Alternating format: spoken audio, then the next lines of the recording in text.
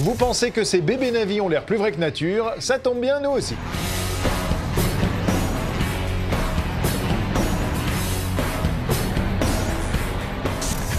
Au programme aujourd'hui, Mel Gibson pas fan de Marvel, des nouvelles de Ghost in the Shell, des chats maléfiques, mais tout de suite, place aux news en bref.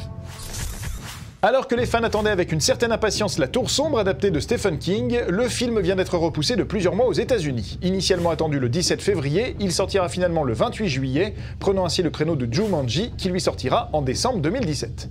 On imagine que les sorties sur notre territoire devraient se faire à peu près au même moment. Après les départs consécutifs du réalisateur Tim Miller et du compositeur Junkie XXL, Deadpool 2 pourrait malgré tout se tourner vite, très vite, car si l'on en croit les prédictions du site canadien What's Filming, les prises de vue pourraient démarrer dès le mois de janvier prochain. Une rumeur à prendre avec des pincettes puisque, rappelons-le, à ce jour, aucun nom n'a été donné pour remplacer Miller au poste de réalisateur. Moi je vous le dis, ça sent le sapin.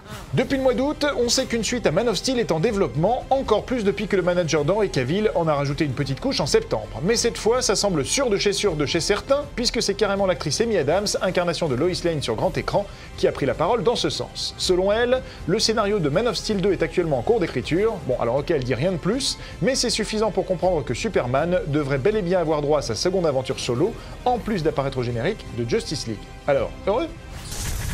Qu'on se le dise, le reboot de The Mummy porté par Tom Cruise et Russell Crowe s'annonce flippant. C'est en tout cas ce que promet le scénariste Jon Spaihts dans une interview au Hollywood Reporter. Le monsieur s'emballe même en annonçant plus de frissons que dans les versions portées par Boris Karloff et Bela Lugosi.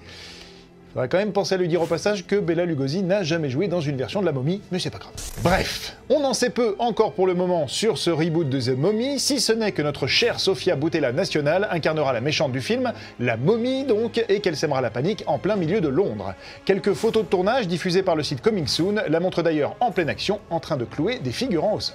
Ce qu'on sait également, c'est que cette nouvelle version de la momie sera le premier film d'un futur univers étendu dédié au Universal Monsters. Alors ce n'est évidemment pas la première fois qu'Universal s'y attelle, déjà avec les films de l'époque bien sûr, mais ensuite avec plusieurs reboots successifs. On pense bien sûr à La Momie en 1999, portée par Brendan Fraser, film que j'adore au passage.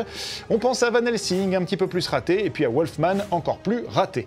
Eh bien rassurez-vous, selon Jon Spaihts, cette nouvelle série de films, initiée par La Momie donc, sera bien plus terrifiant. Dis donc, ça tombe bien pour un film d'horreur. La prochaine fois que tu fais une comédie, John, oublie pas de nous dire que ça va être drôle. Bon, terrifiant, nous on avoue, on a quand même quelques doutes. On parle d'un univers étendu, d'un casting 4 étoiles, Russell Crowe, Tom Cruise, Sofia Boutella, Annabelle Wallis et d'autres. On parle d'un énorme budget. On imagine mal comment The Mummy pourrait aller lorgner du côté de l'horreur pure et dure. Et en même temps, Brad Pitt avait réussi à faire quelque chose de pas mal avec World War Z. Donc en tout cas, nous, on est assez curieux de voir ça. The Mummy vous donne rendez-vous en juin 2017. Ça balance. Mel Gibson versus les films de super-héros, deuxième round. L'acteur-réalisateur, dont le nouveau film Tu ne tueras point sort ce mercredi dans les salles, a gentiment taclé les films Marvel au micro du Washington Post. Selon le cinéaste à qui, rappelons-le, on avait proposé le rôle d'Odin dans Thor, les productions Marvel utilisent la violence sans conscience. Je le cite: ils sont plus violents que n'importe lequel des films que j'ai fait, mais dans les miens, vous en avez quelque chose à foutre des personnages. Et pas dans tes dents. Encore je suis poli. Des propos qui interviennent 2 mois à peine après que Gibson ait qualifié Batman vs Superman de merde, en substance bien sûr.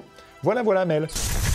Aujourd'hui au courrier des fanzoniens, on répond à David V qui nous demande des nouvelles de Ghost in the Shell. Eh bien le mystère est savamment entretenu autour de cette version live-action qui sort sur nos écrans en 2017, mais quelques indices viennent d'être dévoilés. Déjà, première chose et information importante, il ne s'agira pas d'un remake du film d'animation de 1997. Non, ce nouveau long-métrage ira piocher dans l'ensemble de la saga Ghost in the Shell, à savoir les mangas, la série et les films, et utilisera des éléments d'intrigue ici et là. A noter que certains des méchants les plus célèbres ne seront pas de la partie, mais l'intrigue impliquera bel et bien Kuze, que vous connaissez. Nous en tout cas ce qui est sûr pour le moment, c'est qu'on a fait nos valises et qu'on part à Tokyo ce week-end à la rencontre de l'équipe du film et notamment de Scarlett Johansson. Comptez sur nous pour vous faire un petit compte rendu.